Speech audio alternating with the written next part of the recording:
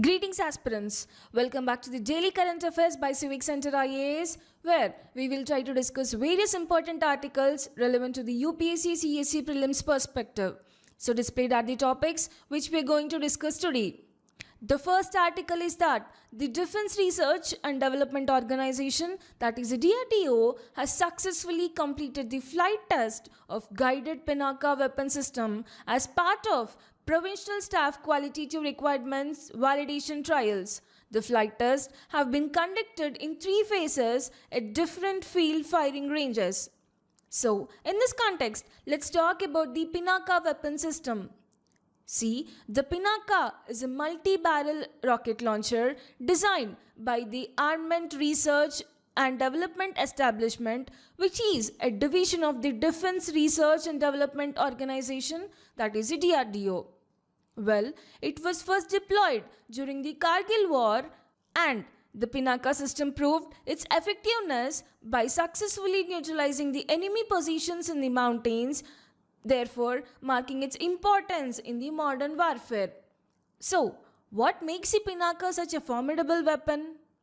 See, this rocket launcher is designed to deliver lethal and responsible fire against a wide range of targets, that is, anything from exposed enemy troops to armed vehicles, communication centers, air terminals, and even fuel or ammunition dumps.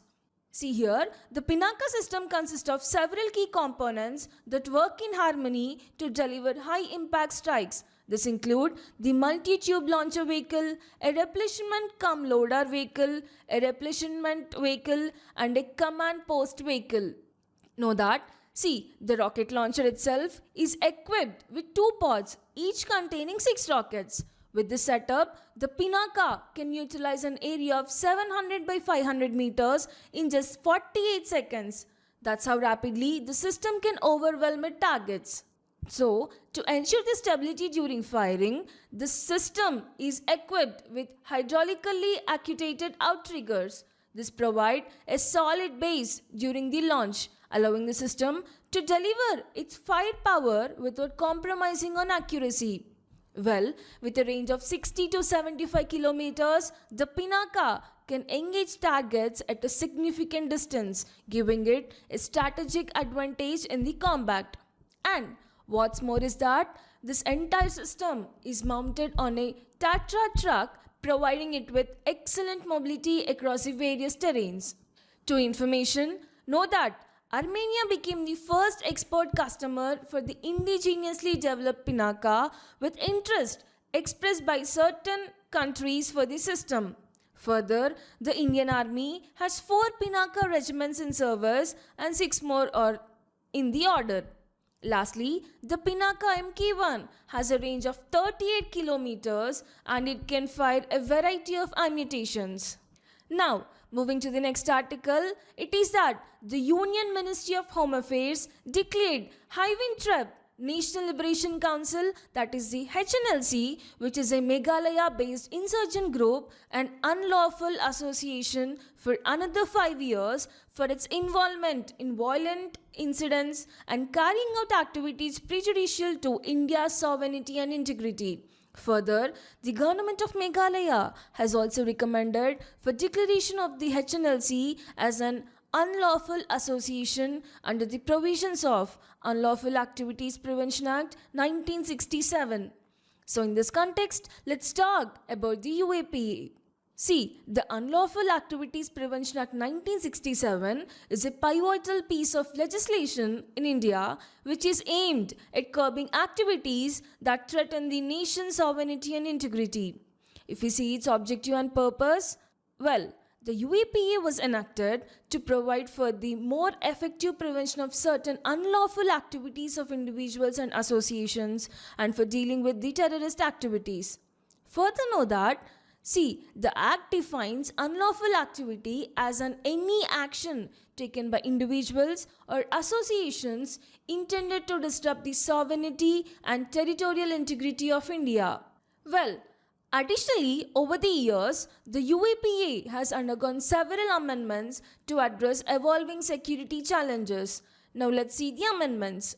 Well, in the year 2004, the Act has been amended by incorporating provisions from the Repeal Prevention of Terrorism Act, enhancing the Act's scope to combat terrorism more effectively.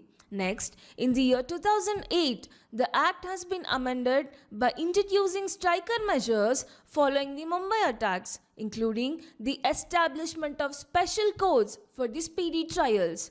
Lastly, in the year 2019, the Act got amended by empowering the government to designate individuals as terrorists in addition to the organizations and expanded the National Investigation Agency's authority.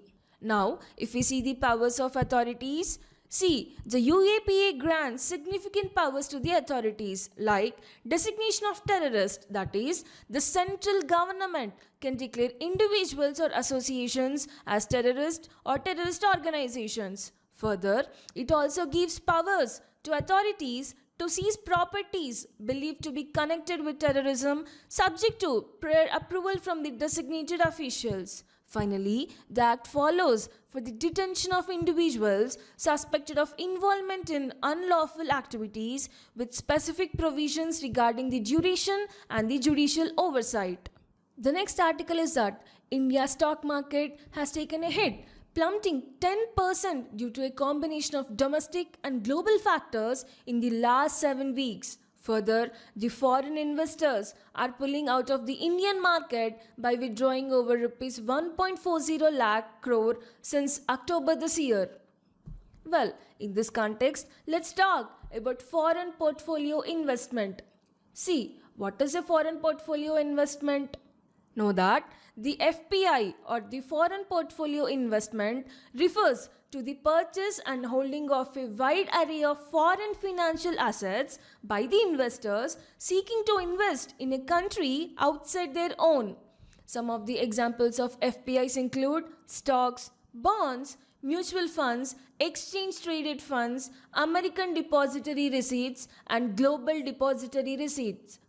Know that FPI is a part of country's capital account and is shown on its balance of payments. Significantly, FPI generally intends to invest money into the foreign country stock market to generate a quick return. Know that in India, foreign portfolio investment is regulated by the Securities and Exchange Board of India, that is the SEBI. Notably, FPI in India refers to investment groups or FIIs, that is the foreign institutional investors, and the QFIs, that is the qualified foreign investors. Now, what actually drives the flow of FPI into a country? See, the factors such as economic stability, growth prospects, favorable regulatory environments, and attractive returns draw FPI into the country. Also know that there are some risks associated with the FPI like the currency fluctuations, political instability, different regulatory environments, and economic volatility in the foreign market. To information, remember that, see, because of its tendency to flee at the first signs of trouble in an economy, FPI is often referred to as hot money. And also remember that FPI is more liquid and volatile than the FDI, so making FPI more riskier than the FDI. The next article is that the Reserve Bank of India's Governor Shaktikanta Das said in the current challenging global environment, the Indian economy continues to remain strong, led by robust macroeconomic fundamentals, stable financial system, and a resilient external sector. With regards to this, let's discuss the key macroeconomics mentioned in the article like the inflation, CPI, and the retail inflation. Firstly, talking about the inflation, it is defined by the International Monetary Fund as a rate of increase in prices over a given period. Further, inflation is also coupled with a decrease in people's purchasing power. This means, see, when inflation rises, you're able to buy fewer things than you could buy previously, or you have to pay more money for the same stuff now. Therefore, it is reflecting the rising cost of living and indicates how much more expensive a set of goods or services has become over a specified period, usually a year. Now, let's talk about the CPI. See, generally, CPI is used as a macroeconomic indicator of inflation as a tool by the central bank and government for inflation targeting and also for inspecting the price stability, and also it is seen as a deflator in the national accounts.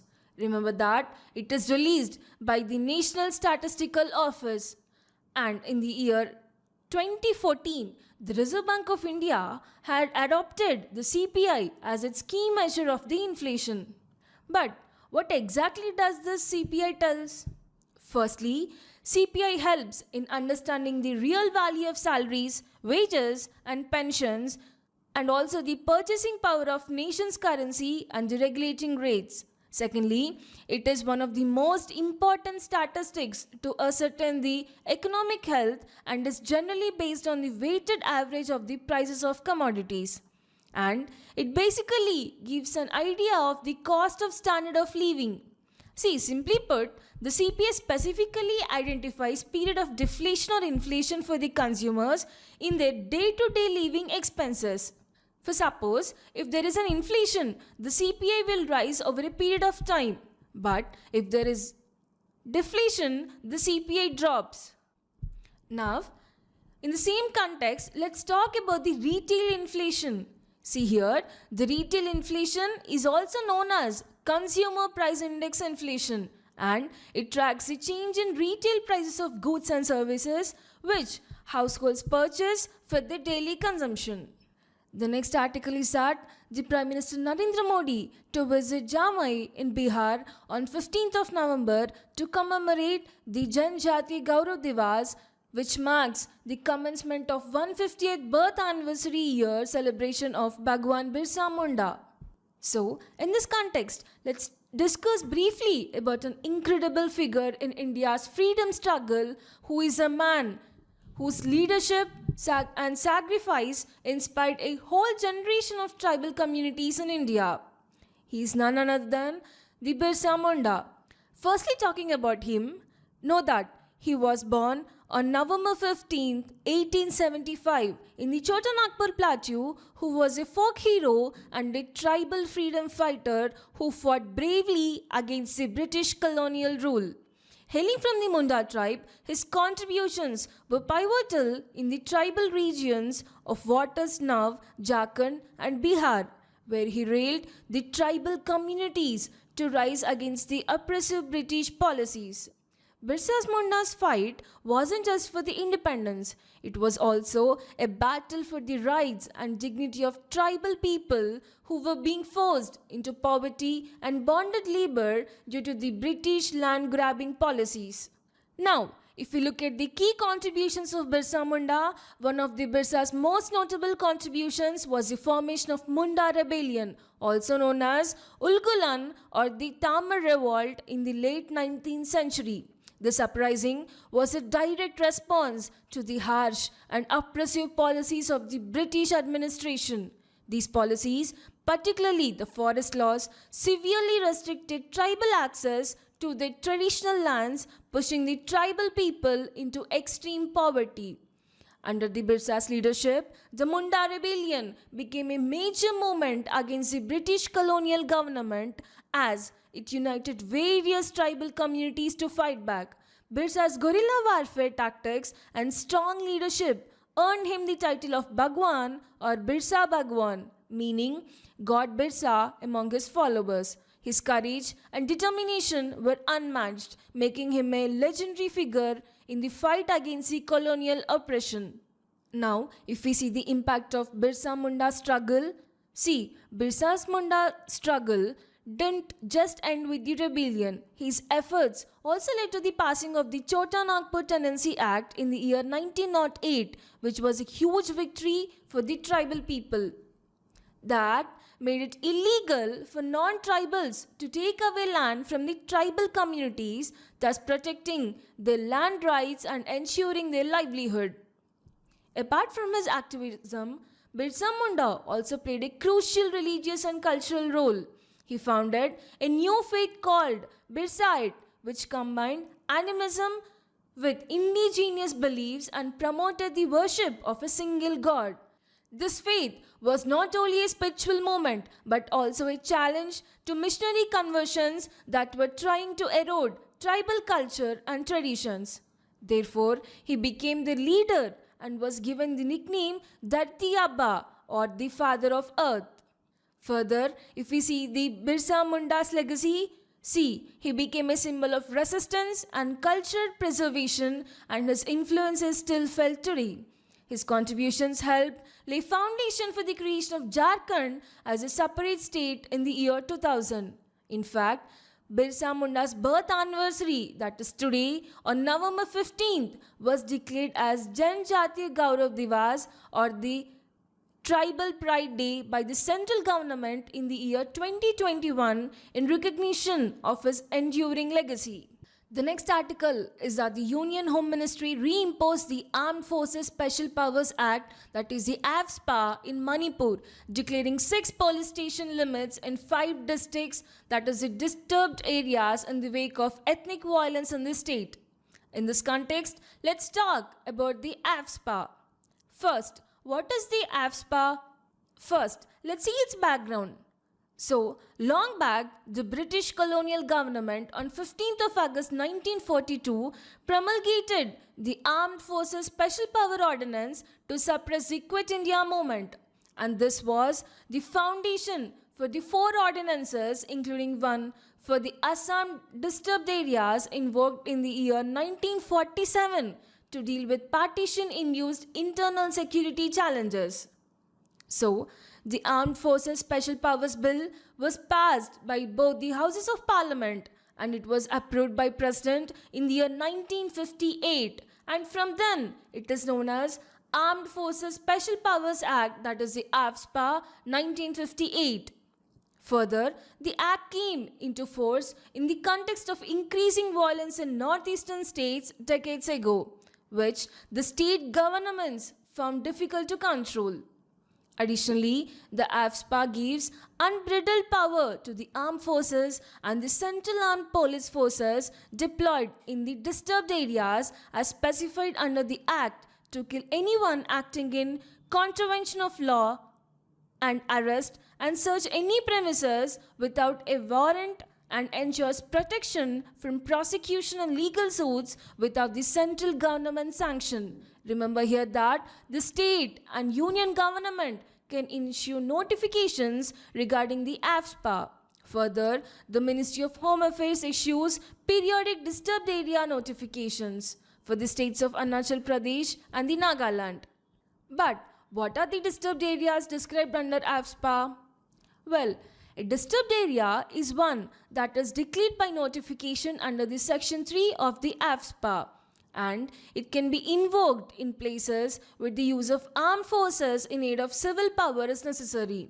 Note that the Act was amended in the year 1972, and the powers to declare an area as disturbed were conferred concurrently upon the central government along with the states. So the central government or the governor of the state or administrator of the union territory can declare the whole or part of the state or union territory as a disturbed area. But once declared disturbed, the region is maintained as disturbed for a period of 3 months straight, according to the Disturbed Area Special Codes Act 1976. And the government of the state can suggest whether the act is required in the state or not. Remember that currently AFSPA is in effect in parts of Nagaland, Assam, Manipur and Arunachal Pradesh, and also AFSPA, that is AFSPA, is in force in Jammu and Kashmir through the Armed Forces Jammu and Kashmir Special Powers Act 1990. Moving to the next article. The next article says the Union Environment Ministry has met a long-standing demand by industry and has exempted 39 categories of industries from the mandatory requirement of approaching state pollution control boards for permission to run their industries. Well, in this context, let's talk about the state pollution control boards. Know that the State Pollution Control Boards, that is the SPCB, is a statutory authority in India that enforces environmental laws and regulations in a state. And the SPCBs were initially constituted under the Water Prevention and Control of Pollution Act 1974. But under the Air Prevention and Control of Pollution Act 1981, the SPCB mandate was expanded to include air quality management. But what are the functions does the State Pollution Control Board do? Firstly, the SPCB monitors air and water quality. Secondly, the SPCB also sets environmental standards. Further, the State Pollution Control Boards ensures compliance through regular inspections and monitoring of industrial and other activities. Additionally, the SPCB conducts research on environmental issues, and it also engages in public education and awareness campaigns. Lastly, it works with the Central Pollution Control Board and other local bodies to maintain ecological balance and safeguard public health and the environment. Moving forwards to the next article. Well, inflation in India's wholesale prices hardened to a 4-month high of 2.4% in October from 1.84% in September, led by 11.6% acceleration in food prices, the first double-digit uptick in 25 months from a 9.5% increase recorded in the preceding month. Now, in this context, let's discuss about wholesale price index, that is in short the WPI. Know that the WPI measures the changes in prices of goods sold and traded in bulk by the wholesale business to other businesses. Notably, it is calculated and published by the Office of Economic Advisor under the Department of Industrial Policy and Promotion in the Ministry of Commerce and Industry. And this WPI data is published monthly with the index value representing an estimate of price level for the month as a whole rather than a specific date. So, if there is an upward surge in the WPI, it indicates inflationary pressure in the economy and vice versa. Further, the quantum of rise in WPI month after month is used to measure the level of wholesale inflation in the country. The last article is that the basic countries, including India, have asked developed countries to honor their commitments to provide climate finance rather than diluting the obligations, and rejected attempts by rich nations to shift their financial responsibilities during negotiations at the ongoing COP29 here. Well, in this context, let's talk about the basic countries and Paris Agreement. Firstly, talking about the basic countries, know that the basic group, that is the BASIC group, is a coalition of 4 major emerging economies. They are the Brazil, South Africa, India and China, which were formed in the year 2009 with the aim of coordinating their positions and efforts in the context of global climate change negotiations. Further, these countries, which are considered recently industrialized or emerging economies, play a significant role in global greenhouse gas emissions and are important stakeholders in the international efforts to combat the climate change. So, the grouping was formalized through an agreement signed on November 28, 2009, just before the Copenhagen Climate Summit, that is COP15, held later that year. Now, if we talk about the Paris Agreement, know that it is adopted in the year 2015 at COP21 in Paris. Significantly, the agreement is aimed to limit rising global average temperatures. Additionally, it is considered a landmark deal as it legally binds 195 nations for the first time ever to combat climate change and adapt to its effects. Notably, it was replaced by the Kyoto Protocol, which was an earlier agreement to deal with climate change. And this pact seeks to keep global temperature rise to below 2 degrees Celsius from the pre-industrial levels and try to limit the temperature increase even further to 1.5 degrees Celsius. Finally, this arrangement also asks rich and developed countries to provide financial and technological support to the developing world in its quest to fight and adapt to the climate change. So, we have discussed 9 articles for the day and we'll be back tomorrow. Thank you.